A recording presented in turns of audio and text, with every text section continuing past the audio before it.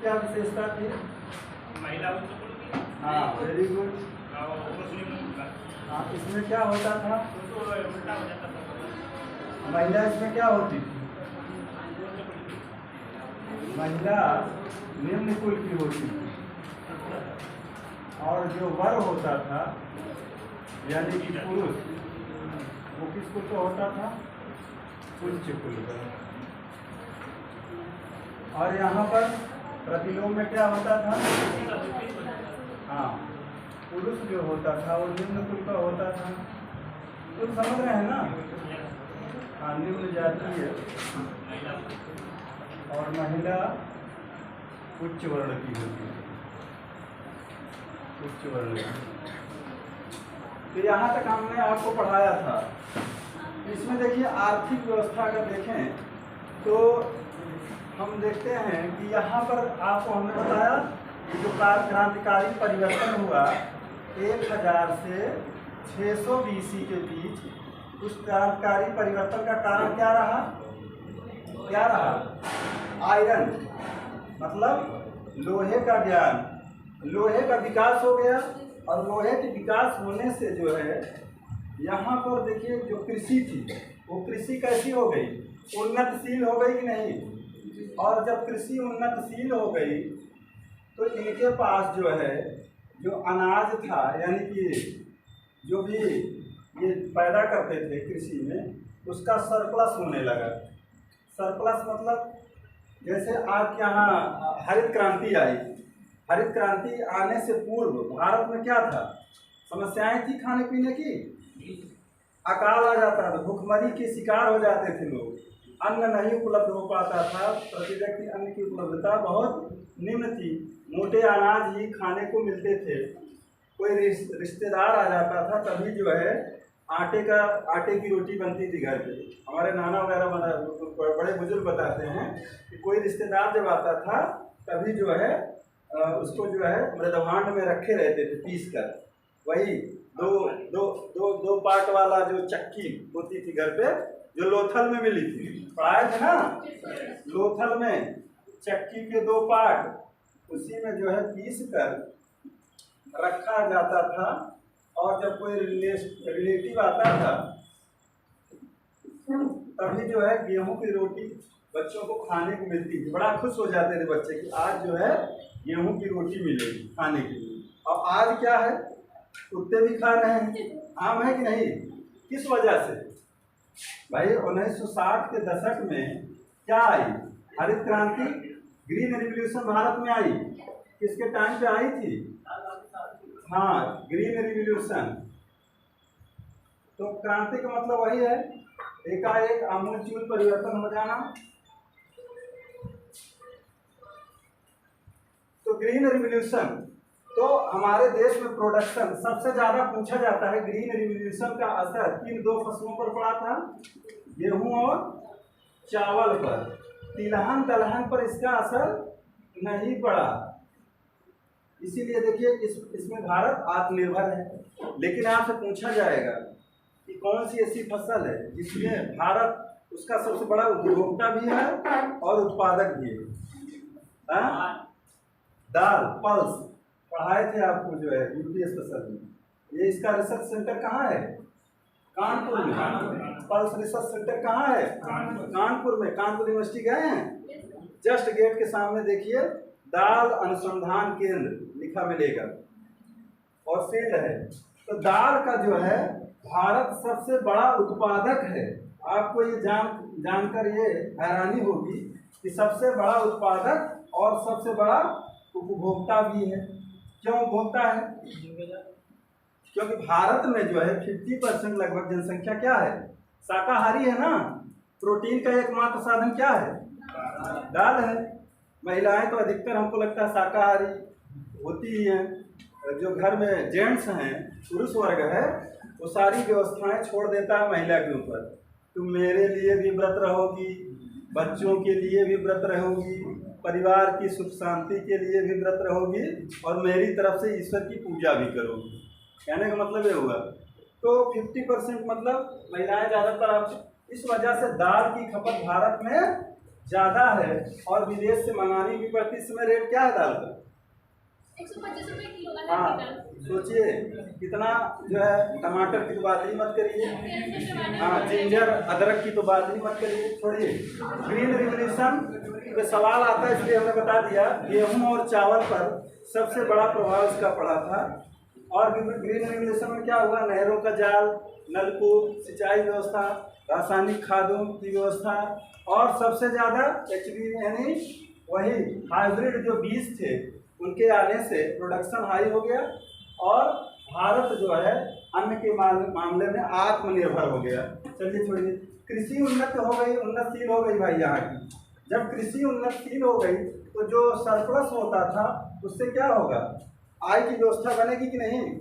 जहाँ कृषि उन्नतशील होगी, कच्चा माल यानी प्राथमिक क्षेत्र वहाँ डेवलप करेगा, और जब डेवलप करेगा तो वहाँ फिर उद्योग और व्यापार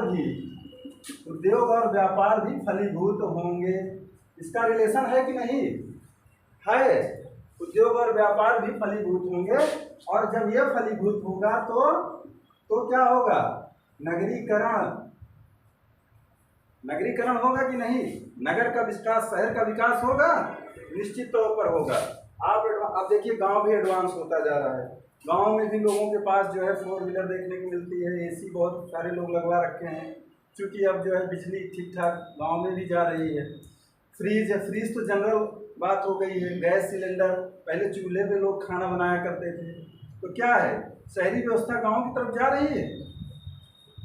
हमारे इलाहाबाद विश्वविद्यालय में एक प्रोफेसर साहब थे, HN मिश्रा, उनका एक रिसर्च आया था और लोगों ने यह बताया कि जो है गाँव का शहरीकरण हो रहा है। उन्होंने कहा गाँव का शहरीकरण नहीं, शहरों का ग्रामीणीकरण हो रहा है। उस पर उन्होंने तर्क दिया था कि जैसे आप हरदोई में देखिए, ज़्यादातर शहरों में कहाँ के लोग आके बस रहे हैं? गाँव के लोग ना। तो जब गांव का आदमी आके शहर में बसेगा तो अपनी ग्रामीण सभ्यता संस्कृति को लेकर आएगा कि नहीं? भाषा, पहनावा, बोलचाल, उठने बैठने के ढंग, निश्चित तौर पर शहरी बनने का वह कोशिश करेगा। समझ रहे हैं? खड़ी बोली बोलने की प्रयास करेगा, लेकिन 1-2 पीढ़ी उसकी जो है ग्रामीण दिखेगी। तो उन्होंने इस पर जो है अपना रिसर्च पेश किया था। हालांकि छोड़िए, तो नगरीकरण का भी विकास हो गया। यहाँ देखिए कृषि, वहाँ आप पूर्व वैदिक काल में क्या देखे थे? नंबर 1 पर पशुपालन पेशे में था कि नहीं? नंबर 1 पर पशुपालन था पेशे में। यहाँ पर नंबर 1 कौन हो जाएगा? कृषि। यहाँ पर कृषि सेकेंडरी थी नंबर 2 पे, लेकिन यहाँ पर जस्ट उल्टा हो जाएगा। यहाँ कृषि फर्स्ट, सेकंड पशुपालन। पशुपालन के में जो 2 सबसे प्रिय पशु थे कौन कौन? गाय और घोड़ा।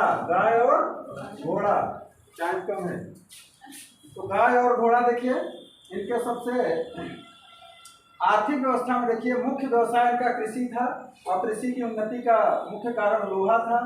दूसरा पशुपालन था, जिसमें गाय और घोड़ा इनका जो है सबसे प्रिय पशु था। देखिए एक जगह काठक संहिता का वर्णन मिलता है, इसमें 24 बैलों वाले हल का वर्णन है।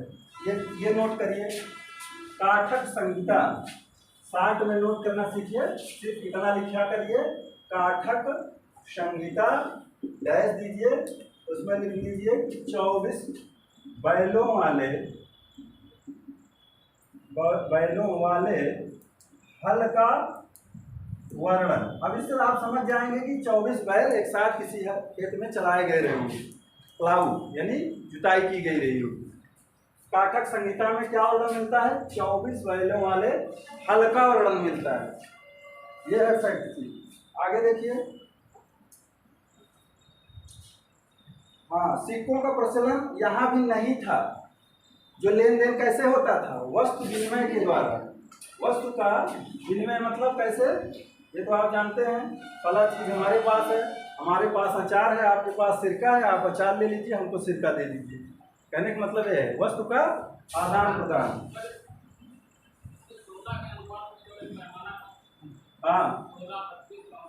हाँ, मिलता है उत्तर वैदिक काल के लास्ट में। लेकिन प्रमुखता अगर देखेंगे तो वस्तु विनिमय का माध्यम वही था, लेन देन। आगे देखिए, इसमें धार्मिक जीवन इनका कैसा था? धार्मिक जीवन उन्नत होगा कि नहीं?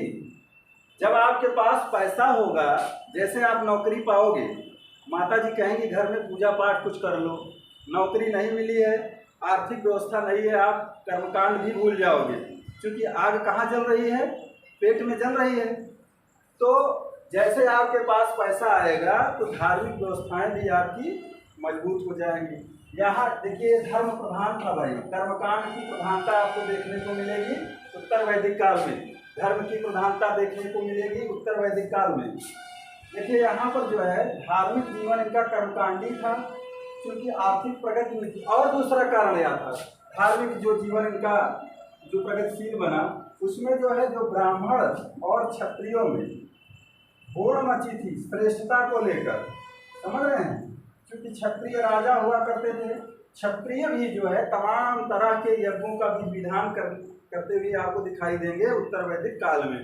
यहाँ पर 3-4 प्रकार के जो आप देखेंगे यज्ञ का जो विधान होता था, श्रेष्ठता का कारण भी अगर वो पूछेगा धार्मिक प्रगति या धार्मिक अनुष्ठानों में बढ़ोतरी, तो ये आप आर्थिक और ये ब्राह्मण क्षत्रिय श्रेष्ठता का जो वैमनस्य था, जो इनका श्रेष्ठता का वो था, प्रतिद्वंदिता चल रही थी, वो भी एक कारण था इनके धार्मिक प्रगति का। तो आगे देखते हैं, इसमें देखिए प्रमुख देवता कौन थे? प्रजापति। यहाँ पर जो प्रमुख देवता उत्तर वैदिक काल में देखने को मिल रहा है वो कौन सा है? प्रजापति। प्रजापति का मतलब किस चीज के देवता थे? सृजन के देवता, मतलब आर्किटेक्ट थे ना ये। और अथर्ववेद में क्या कहा गया है? सभा समिति को प्रजापति को तो पुत्रिया कहा गया है ना, इसको हमने आपको बताया था। सृजन के देवता विष्णु काहे के देवता थे भाई? विष्णु पोषण के देवता थे, यानी कि रक्षक। क्या कहा जाता है? ये सृजन के देवता से क्या मतलब?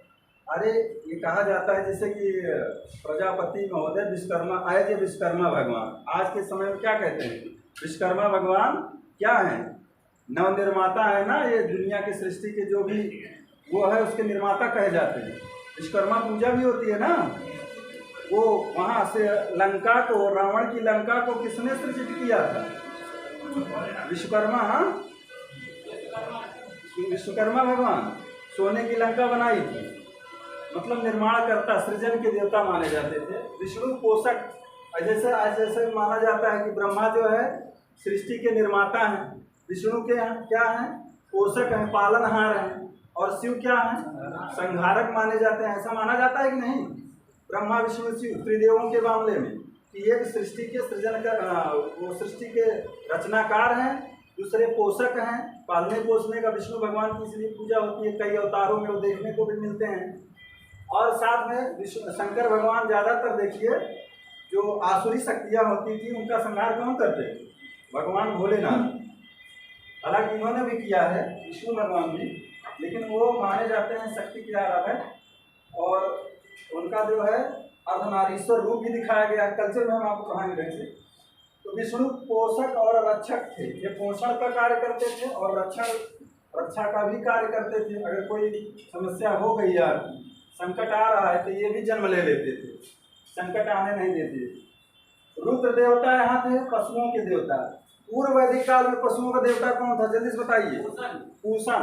यहाँ पर पशुओं का देवता कौन हो जाता है? रुद्र, पशुओं के देवता।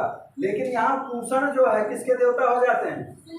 शूद्रों के देवता हो जाते हैं। पूषण जो है यहाँ पर शूद्रों के देवता हो जाते हैं। पूषण शूद्रों के देवता, शूद्रों के देवता, पूषण शूद्रों के देवता हो जाते हैं। वरुण, ये हमने आपको बताया था, जल के देवता या समुद्र के देवता थे वरुण। लेकिन वर्षा के देवता, हाँ, अगर इंद्र नहीं है ऑप्शन में, अब पूछा गया वर्षा के देवता कौन है, तो वरुण लगा देना आप, क्योंकि जल से इनका कनेक्शन है। समुद्र का देवता, जल का देवता, वर्षा का देवता अगर पूछा तो ये वरुण को आप याद रखिएगा। वरुण जल के देवता या समुद्र के देवता। लिख लीजिए। ये उनके लड़के थे प्रजापति, उनके ब्रह्मा के लड़के थे। हाँ, ब्रह्मा के अंश माने जाते हैं। ज्यादा मत जाइए, बस इतना जानिए कौन किसके देवता हैं।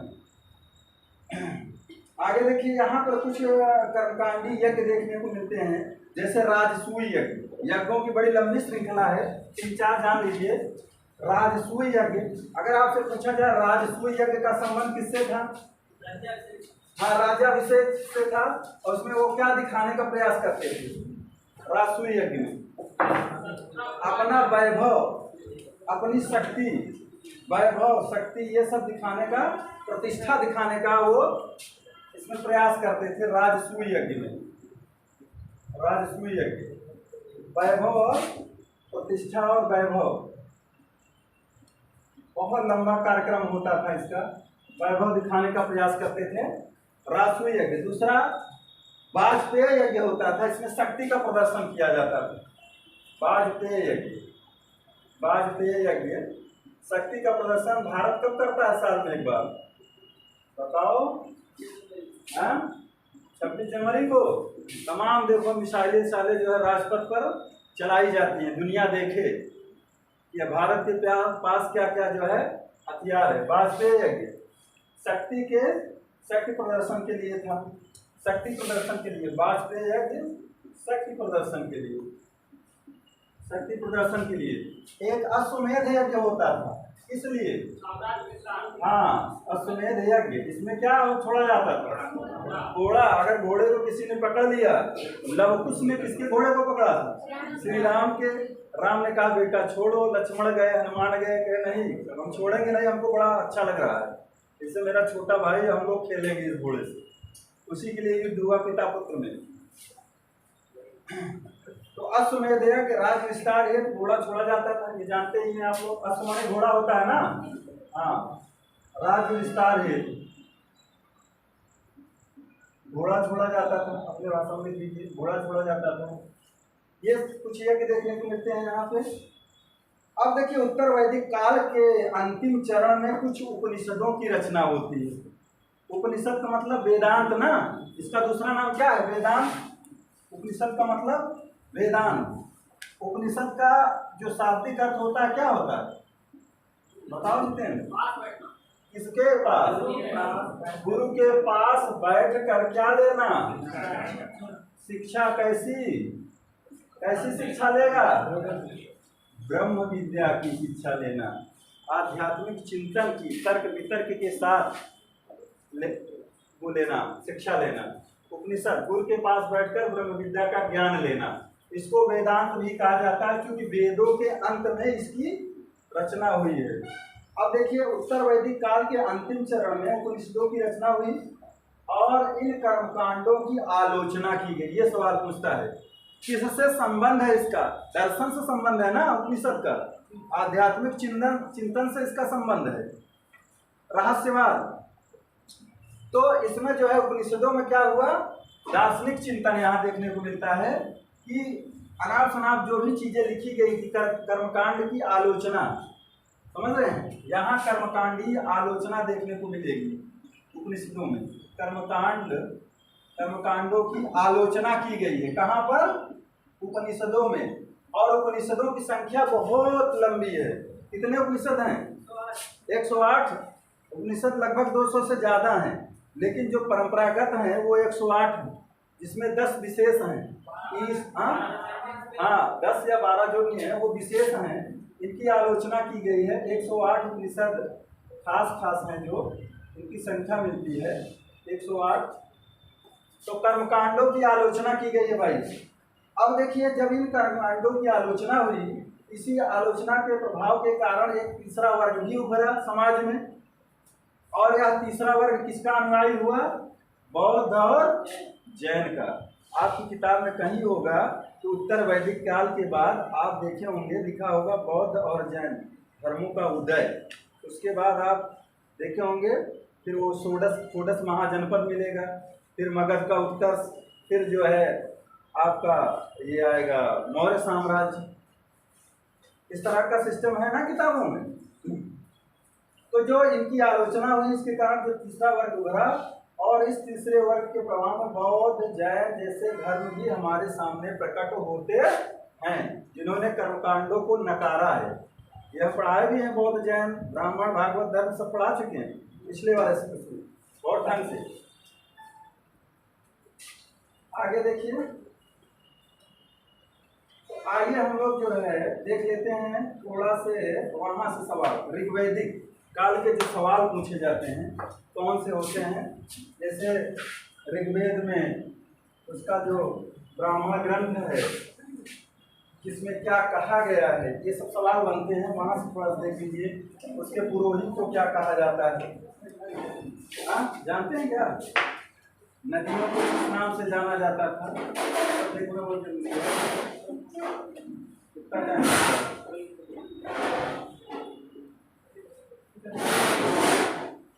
दो बज गए, 2:30 बजे खत्म हो गया, 10 बजे।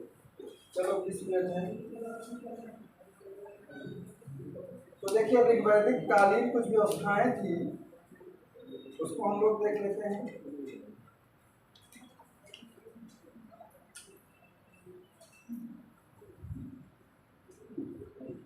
तो अगर हम देखें तो वेद को संहिता कितने भागों में बांटा गया है? 4 भागों में बांटा गया। वैदिक साहित्य को, वैदिक साहित्य को कितने भागों में बांटा गया है?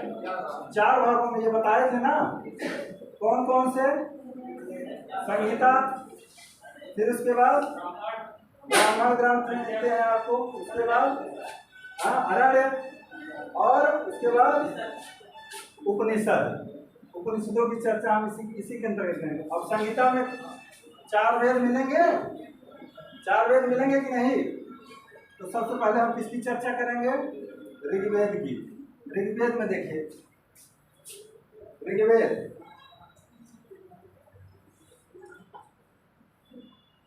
ऋग्वेद को सबसे वैदिक साहित्य का सबसे प्राचीनतम ग्रंथ है। वैदिक साहित्य का सबसे प्राचीनतम ग्रंथ, अपनी भाषा में लिखते चलिए, सबसे प्राचीनतम ग्रंथ। और देखिए सबसे प्राचीनतम ग्रंथ, और इसमें है क्या? ये पद्य में है कि गद्य में है? पद्य में है, जान लीजिए। और गद्य पद्य में कौन है? यजुर्वेद गद्य पद्य दोनों में मिलेगा, और ये आपको पद्य में मिलेगा। ठीक, ये प्राचीनतम ग्रंथ है। और यहाँ क्या देखने को मिलेगी? स्तोत्र और प्रार्थनाओं का संकलन किया गया है। स्तुति समझ रहे हो ना? या कुंदे धवला या शुद्ध वस्त्र होता है। हम किसकी स्तुति कर रहे हैं? माँ वीणावादिनी की, सरस्वती की। स्तोत्र और प्रार्थना यानी कि मंत्रों की अधिकता यहाँ देखने को मिलेगी। स्तोत्र और प्रार्थना वाला ग्रंथ है का संकलन इसमें किया गया है, का संकलन किया गया है। और देखिए इसमें और क्या है? कुल मंडल कितने हैं? 10 मंडल है ना, ये तो आप लोग जानते होंगे। कुल मंडल 10 हैं। 10 में सबसे लास्ट में कौन कौन से जोड़े गए हैं? पहला और 10वां। और सबसे प्राचीन कौन माना जाता है? 7वां। दूसरा भी माना जाता है, प्राचीन तो कई हैं लेकिन 7वां और दूसरा। कुल मंडल 10 है, अभी बता रहे हैं, मंडल पे आ रहे हैं। अब देखिए सूक्त मतलब आदर्श वाक्य, इनकी संख्या कितनी है? 1028 सूक्त हैं, जो 1028 सूक्त हैं। और 10,552 ऋचाएं हैं। ऋचाएं कितनी हैं? 10,552 ऋचाएं हैं। क्या चलिए इस पर बहुत मत जाइए। किताबों में कई किताबों में अलग अलग डिफरेंस मिलेगा, ये पूछेगा नहीं। जो पूछेगा सूक्त ज़्यादातर ये याद रखिए, सूक्तों के बारे में पूछा जाएगा। इसमें देखिए 2 तरह के सूक्त मिलते हैं, एक साकल में वर्णित, दूसरा बालखिल्य में वर्णित। तो 1017 सूक्त जो है साकल में वर्णित है। इसमें से 1017 ये साकल में वर्णित हैं, साकल में लिखे गए हैं। और मात्र 11 जो है बालखिल्य में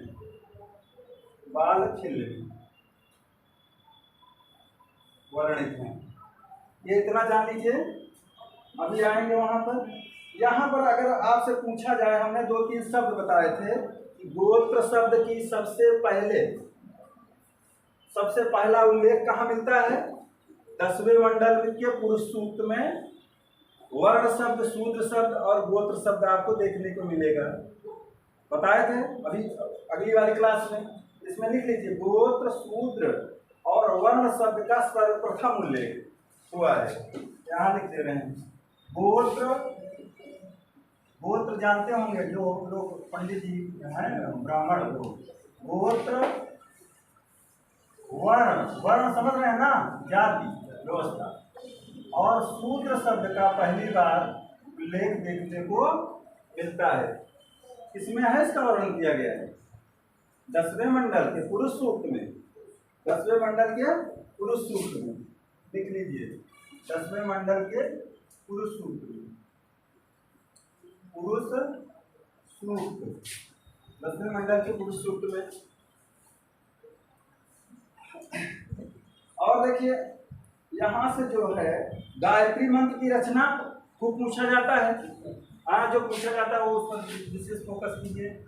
गायत्री मंत्र किसको समर्पित है?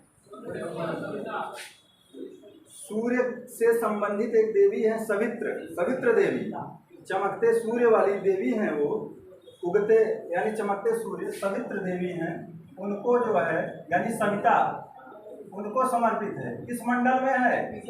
तीसरे मंडल में है भाई गायत्री मंत्र सबको पता होगा, ओम भूर्भुवः स्वः तत्सवितुर्वरेण्यं।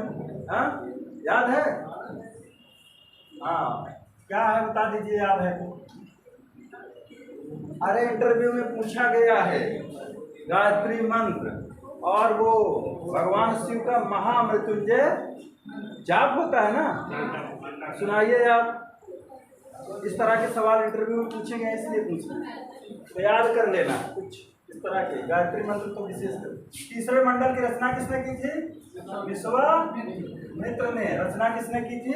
विश्वामित्र ने। सीधे से बताएंगे, आपको याद करवा के छोड़ेंगे। 9वां मंडल देखिए, गायत्री मंत्र हो गया। अच्छा ये बताइए, लोहे का कोई वर्णन हुआ है? लोहे का नहीं हुआ है, ये ध्यान देना। अभी लोहा उत्तर वैदिक काल में मिला था ना, अथर्ववेद में मिलेगा। यहाँ पर जो है ऋग्वेद में लोहे का अभाव, लिख लो, लोहे का कहीं पर वर्णन नहीं हुआ है। ये खास चीज है भाई, नहीं आप समझ जाओगे।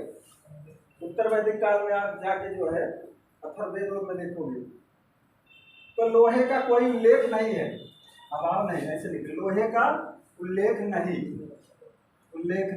लोहे का कोई उल्लेख नहीं मिलेगा आपको ऋग्वेद में। नदी सूक्त में 21 नदियों का वर्णन किया गया, अभी बताएंगे। नदी सूक्त देख लीजिए, नदी सूक्त है एक, उसमें जो है 21 नदियों का वर्णन मिलता है। कितनी नदियों का? 21 नदियों का वर्णन मिलता है। 21 नदियों का वर्णन नदी सूक्त में मिलता है। 21 नदियों का वर्णन। नदी सूक्त किस मंडल में है? कोई बताएगा? नदी सूक्त, अभी रुकिए, मंडल में आने दीजिए। नदी सूक्त किस मंडल में है भाई? नदी सूक्त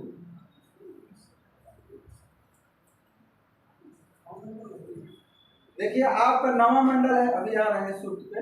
9वां मंडल देखिए, इसमें कुल कितने श्लोक हैं? 114 सूक्त हैं। 9वां मंडल, सभी 114 सूक्त किसको समर्पित हैं? सोम को समर्पित हैं। 9वें मंडल में, 9वां मंडल, इसमें 114 सूक्त हैं, वो जो है किसको समर्पित हैं? सोम देवता को। और ये सोम देवता क्या लेते थे? सोमरस कहाँ मिलता है? किस पर्वत पर? मूजवंत चोटी है भाई, ये पूछा गया है आईएएस में। मूजवंत चोटी है एक हिमालय पर्वत पर, बताया गया है कि मूजवंत चोटी पर ये सोम नामक कोई वनस्पति थी, वो मिलती थी। और उसका जो है रसपान किया जाता था आर्यों के द्वारा या सोम देवता के द्वारा। 114 सूक्तों का वर्णन मिलता है 9वें मंडल में। देखिए, अब इसका पुरोहित कौन था भाई ऋग्वेद का, बताइए। होत्री या होता, मिलता है ना। हाँ, होता। पुरोहित, पुरोहित किस नाम से जाना जाता था, होता या होत्री के नाम से जाना जाता था। इसके ब्राह्मण ग्रंथ बताइए, ऐतरेय और कौशितकी। ब्राह्मण ग्रंथ, ब्राह्मण ग्रंथ, इसके दो ब्राह्मण ग्रंथ देखने को मिलते हैं, ऐतरेय और कौशितकी।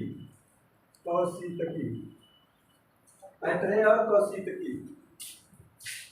आ जाइए सामवेद पर जल्दी से, विशेष चीज इसकी देख लीजिए। साम का अर्थ क्या होता है, गायन या संगीत। साम का अर्थ गायन से होता है, क्या रहे